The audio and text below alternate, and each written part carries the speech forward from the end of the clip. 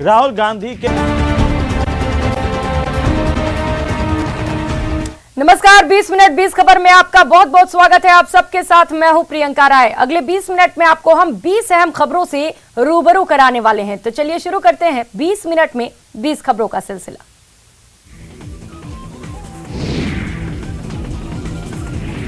भारत पाक अंतर्राष्ट्रीय सीमा पर स्थित श्रीगंगानगर के हिंदू मलकोट में भारत सरकार के सांस्कृतिक मंत्रालय ने बॉर्डर विलेज फेस्टिवल का आयोजन किया है। इसमें देश भर से आए दर्जनों कलाकारों के द्वारा रंग बिरंगे सांस्कृतिक कार्यक्रमों की प्रस्तुतियां दी गयी। कार्यक्रम में 4 राज्यों के लगभग 77 कलाकारों ने सांस्कृतिक प्रस्तुतियां देकर लोगों की वाहवाही बटोरी। इस दौरान राजस्थान के कलाकारों ने मांगड़िया, गायन और कालबेलिया नृत्य की प्रस्तुतियां दी, जबकि गुजरात के कलाकारों ने राठवा आदिवासी नृत्य पेश किया। हरियाणा के कलाकारों ने घूम और फाग की शानदार प्रस्तुतियों से दर्शकों का मन मोहा, जबकि पंजाब के कलाकारों ने गिद्दा और भांगड़ा की शानदार प्रस्तुतियों से उपस्थित जनों को तालियां बजाने पर मजबूर कर दिया।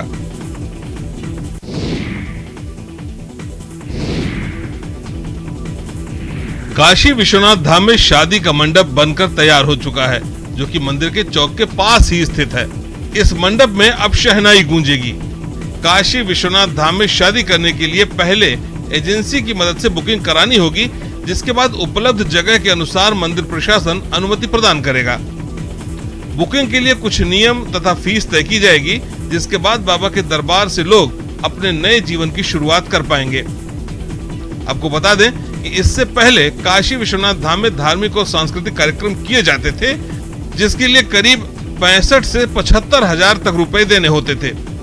हालांकि शादी की बुकिंग के लिए कितनी राशि देनी होगी, इसको लेकर मंदिर प्रशासन ने कोई फैसला नहीं किया है, लेकिन जल्द ही इसे लेकर कोई फैसला आ सकता है। शादी विवाह भी एक धार्मिक और सांस्कृतिक कार्यक्रम है, तो ऐसा भी कोई मना ही नहीं है। आगे फ्यूचर में इसको हम लोग एक एजेंसी के माध्यम से प्लान कर रहे हैं कि जैसे जैसे एजेंसी आएगी वो अपना इसको बढ़ाएगी। लोगों को अधिक से अधिक सुविधा देना हम लोगों का उद्देश्य, और उसी उद्देश्य से हम लोग चल रहे हैं।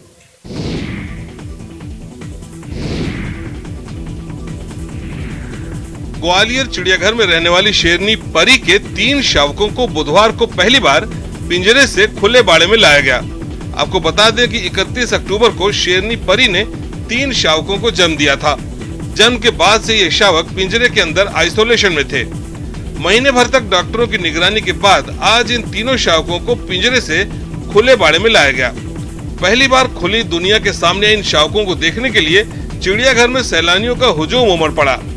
जैसे ही शावक पिंजरे से निकलकर खुले बाड़े में आए, यहाँ मौजूद नगर निगम के अधिकारी और सैलानियों सहित बच्चों की खुशी का ठिकाना नहीं रहा। शेरनी परी के पीछे उसके तीनों शावक पिंजरे से बाहर बाड़े में आ गए। बाड़े में आने के साथ ही इन तीनों शावकों ने पूरे इलाके में उछल कूद शुरू कर दी। नगर निगम कमिश्नर किशोर कन्याल की मौजूदगी में इन शावकों को बाड़े में छोड़ा गया। कमिश्नर का कहना है कि 2 शावक फीमेल और 1 शावक मेल है।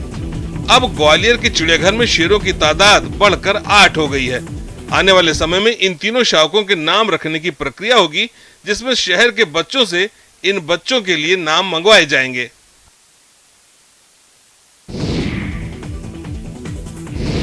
बांधवगढ़ में फिर एक तेंदुए की मौत हुई है। पिछले 10 दिनों में बांधवगढ़ में ये चौथा तेंदुआ है जो आकस्मिक मौत का शिकार हुआ।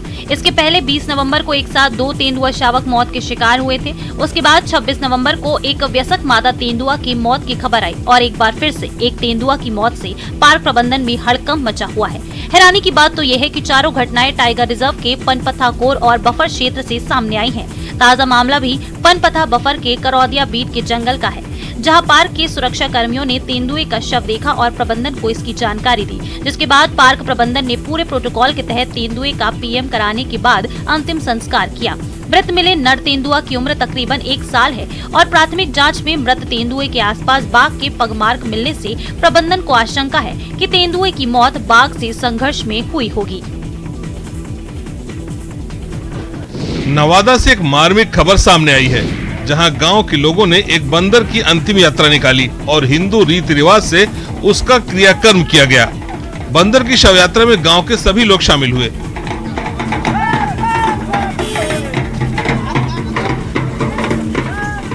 इस दौरान ग्रामीणों ने वो सारे रिवाज निभाए जो एक इंसान की अंतिम विदाई में किए जाते हैं। बंदर की मौत के बाद गांव के लोग गमगीन नजर आए। मामला कौवाकोल थाना क्षेत्र के फुलडी गांव का है, जहां हनुमान के रूप में पहचाने जाने वाले एक लंगूर की मौत के बाद ग्रामीणों ने उसके शव का धूमधाम से ढोल बाजे के साथ अंतिम संस्कार किया। ग्रामीणों ने बताया कि गांव में ही ताड़ के पेड़ से हनुमान गिर गया था, जिसके बाद उसकी मौत हो गई। गांव में इस तरह का अंतिम संस्कार पहली बार किया गया है। आसपास के इलाकों में बंदर के अंतिम संस्कार की काफी चर्चा है।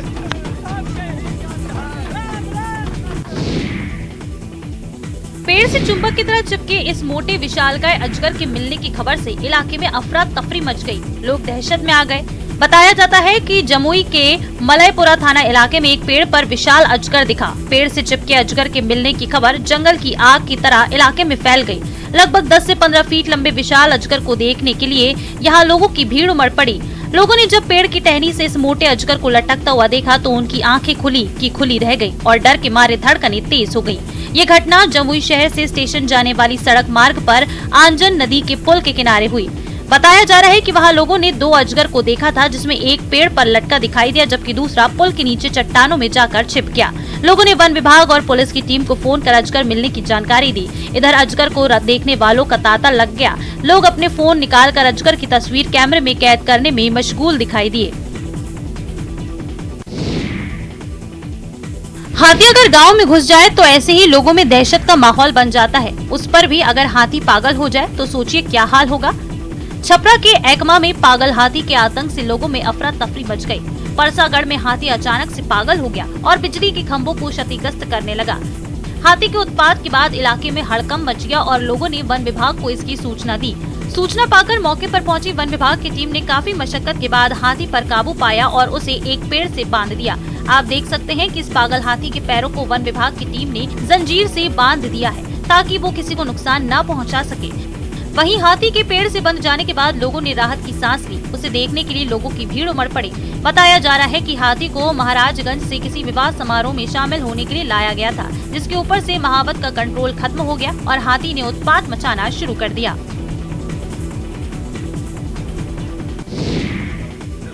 रायबरेली की बेटी सबा बुतुल ने अंतर्राष्ट्रीय ताइक्वांडो में ब्रॉन्ज मेडल हासिल कर इतिहास रच दिया है। फाइट के दौरान हाथ में चोट लग जाने के कारण क्वार्टर फाइनल तक ही खेल सकी, वरना सिल्वर या गोल्ड मेडल का सफर भी पूरा हो सकता था। ब्रॉन्ज मेडल जीतकर रायबरेली लौटी सबा बुतुल ने जिलाधिकारी माला श्रीवास्तव और अपर जिलाधिकारी अमित कुमार से आशीर्वाद लिया है। सबा बुतुल ने यह उपलब्धि दिल्ली के त्यागराज स्टेडियम में all India university taekwondo council के तत्वाधान में आयोजित 5th India open international taekwondo championship में हासिल की है। इस चैंपियनशिप में भारत समेत नेपाल और अफगानिस्तान की टीमों ने हिस्सा लिया था। सबा बुतुल अपनी इस उपलब्धि का सारा श्रेय अपने कोच और अपनी माताजी को देते हुए मुख्यमंत्री योगी आदित्यनाथ से आशीर्वाद लेने की इच्छा रखती हैं। काशी तमिल संगमम के बीच काशी हिंदू विश्वविद्यालय और हैदराबाद के वैज्ञानिकों ने चौंकाने वाला दावा किया है। रिसर्च के बाद वैज्ञानिकों ने बनारस और तमिलनाडु के पूर्वजों के डीएनए को एक समान बताया है। बनारस के 100 और तमिलनाडु के 200 लोगों के जीनोम पर रिसर्च के बाद ये परिणाम सामने आया है। ये रिसर्च उत्तर और दक्षिण भारत के मजबूत संबंधों पर वैज्ञानिक मुहर लगाता है।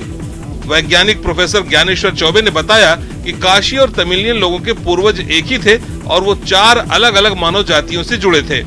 इसमें सबसे बड़ा हिस्सा सिंधु घाटी की सभ्यता से जुड़ा था। इसके बाद गंगा घाटी, अंडमान और ईरान से जुड़ा था, जो कहीं न कहीं इस बात पर मुहर लगाता है कि दोनों ही राज्यों के पूर्वज एक ही थे। जीनोम के 4 हिस्से होते हैं। वर्तमान समय में काशी और तमिलियन लोगों के बीच में एकरूपता न होने की वजह है जीनोम के वो कंपोनेंट्स जो काशी और तमिलियन दोनों में पाए तो जाते हैं, लेकिन उनकी मात्रा कहीं कम तो कहीं ज्यादा है। साल 2006 से देश के अलग अलग जगहों के 75 वैज्ञानिक इस शोध में जुटे हुए थे। इसके अलावा कई सारे रिसर्च स्कॉलर भी इसमें शामिल हुए। इस रिसर्च में मुख्य रूप से बीएचयू के साथ सीसीएमबी हैदराबाद के वैज्ञानिकों की अहम भूमिका रही है। महान वैज्ञानिक सर जगदीश चंद्र बोस पर बीट ऑफ लाइफ एंटरटेनमेंट ने वॉइस डॉक्यूमेंट्री फिल्म रिलीज की है, जिसमें महान वैज्ञानिक की जीवन से जुड़ी बातें और घटनाएं दर्शाई गई हैं। बता दें कि पेड़ पौधों में जान है, वो भी भोजन करते हैं, उनमें भी संवेदनाएं होती हैं। ये खोज सर जगदीश चंद्र बोस ने ही की थी। सर जेसी बोस के जीवन पर बनी इस फिल्म में उनके जन्म से लेकर आखिरी समय तक उनका जीवन कैसा रहा और उनका गिरिडीह से क्या जुड़ाव था, इन सभी बातों से अवगत कराया गया है। आपको बता दें कि जगदीश चंद्र बोस ने अपने जीवन के आखिरी 7 साल गिरिडीह में गुजारे थे। गिरिडीह के लोगों का कहना है कि यहाँ वो कुछ रिसर्च भी किया करते थे। गिरिडीह स्थित सर जेसी बोस के आवास को अब विज्ञान भवन के नाम से जाना जाता है। यहाँ हर साल उनकी जयंती और पुण्यतिथि मनाई जाती है। इस आवास में जगदीश चंद्र बोस के जीवन से जुड़ी चीजें हैं, उनके खोज, शोध कार्य और यंत्र और कुछ मशीनें भी यहाँ पर रखी हुई है।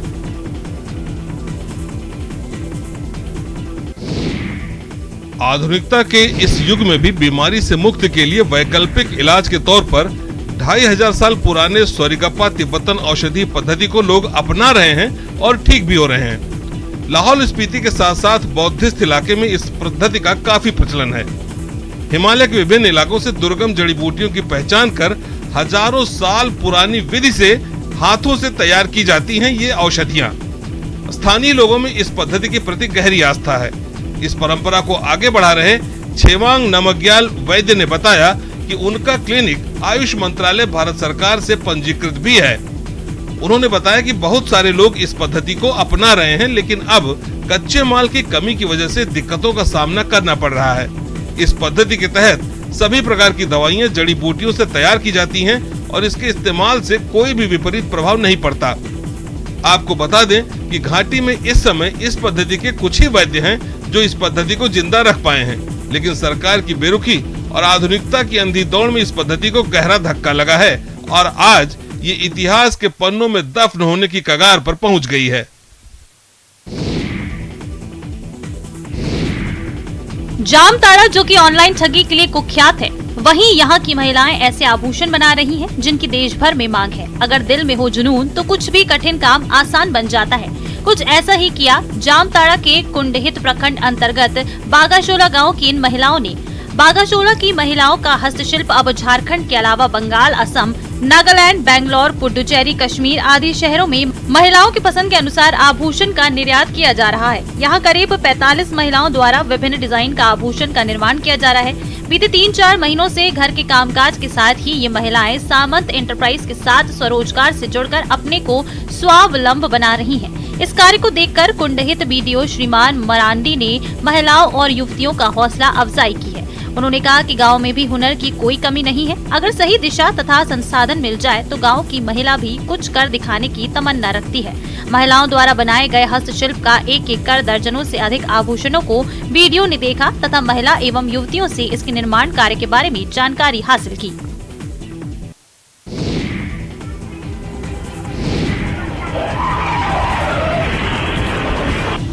राजस्थान में मौत की स्पीड से भागती कारें लोगों की जान की दुश्मन बन रही हैं। लगातार शहरी इलाकों में ओवर स्पीड कारों से हो रहे एक्सीडेंट की खबरें सामने आ रही हैं। राजसमंद से भी एक ऐसा ही वीडियो सामने आया है। यहाँ करीब 120 की स्पीड से दौड़ रही कार ने सड़क किनारे खड़ी दूसरी कार को जोरदार टक्कर मारी है। गनीमत ये रही कि टक्कर लगने वाली कार में बैठी मासूम की जान बाल बाल बच गई। ये घटना 20 दिन पहले की है, लेकिन इसका सीसीटीवी अब सामने आया है। ये घटना राजसमंद के खमनौर थाना क्षेत्र के खेड़ा की भागल की है। यहाँ के भैरूलाल नाम का शख्स अपनी दोहती के साथ दुकान के बाहर बैठे थे, तभी एक बेकाबू स्पीड से आई स्विफ्ट कार उनकी ऑल्टो पर चढ़ गई।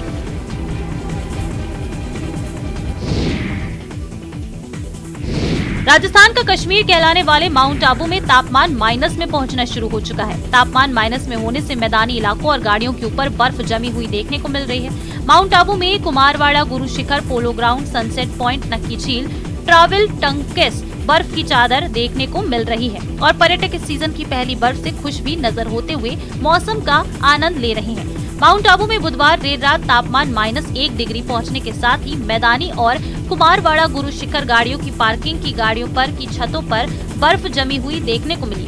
पर्यटक जमकर दिसंबर की सर्दी का लुत्फ उठाने के लिए यहां आ रहे हैं। वहीं सर्दी आते ही गुजराती पर्यटकों का जमघट माउंट आबू की नक्की झील पर चाय की चुस्कियां लेते हुए दिखाई दिया। वहीं माउंट आबू की परिक्रमा करने आने वाले आदिवासी भी इस सर्दी बाखर देवता को पूजन के लिए माउंट आबू का रुख कर रहे हैं। क्योंकि ऐतिहासिक मान्यताओं के अनुसार सर्दी में बाखर देवता की विशेष पूजा अर्चना माउंट आबू की वादियों में की जाती है, जिसको लेकर कहीं आदिवासी परिवार अपने पूरे परिवारजनों के साथ माउंट आबू में आ रहे हैं।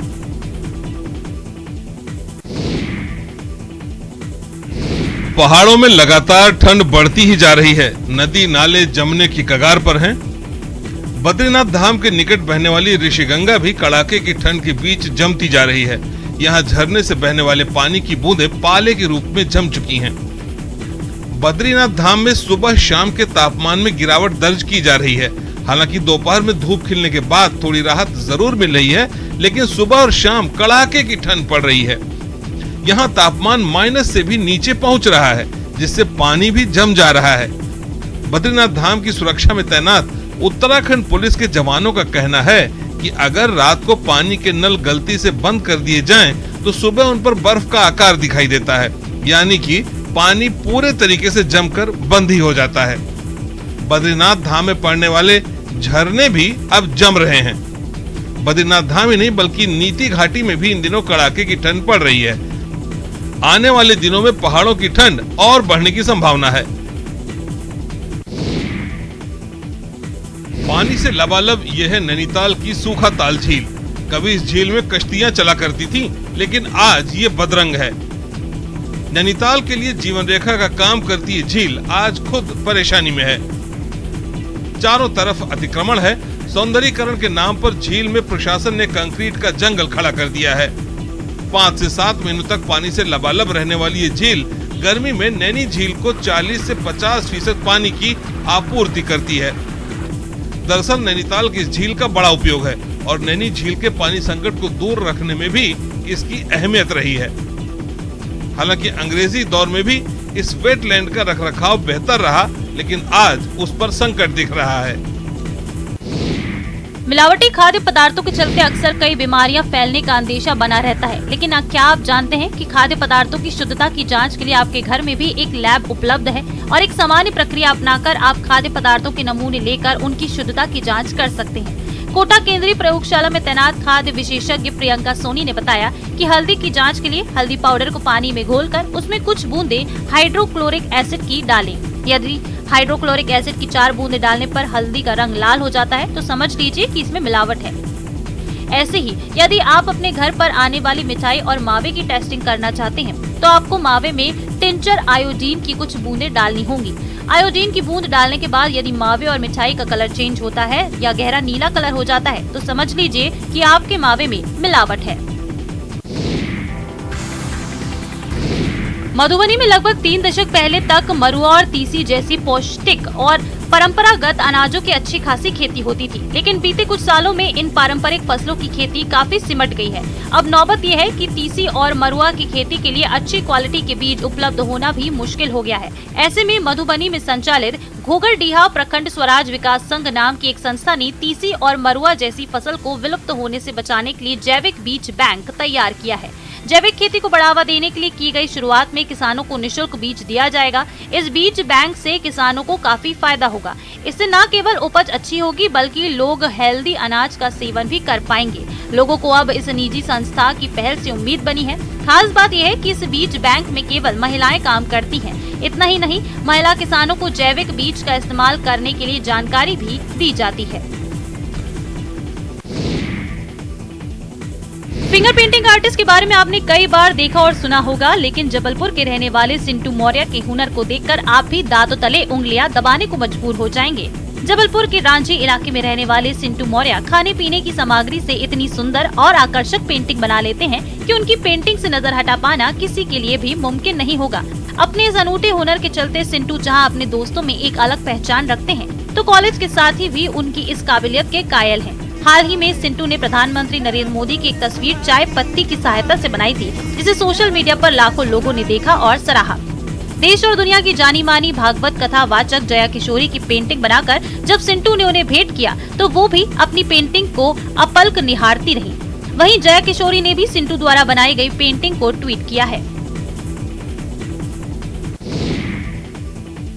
मंडी जिला के नसलो गांव की करीब 3 महीने की दूध मुही बच्ची राव्या सांस न आने की गंभीर बीमारी से पीड़ित है। उसका पीजीआई चंडीगढ़ में इलाज होने के बाद अभी 6 महीने और इलाज होना है।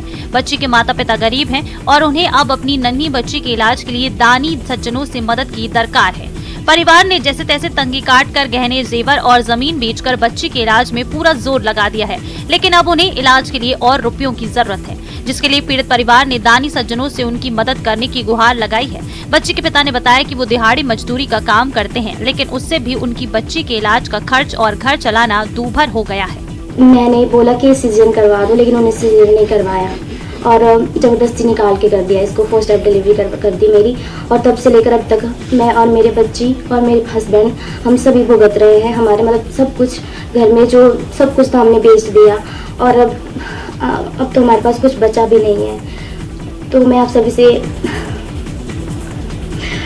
मतलब हेल्प मांग रही हूँ अपनी बच्ची के लिए।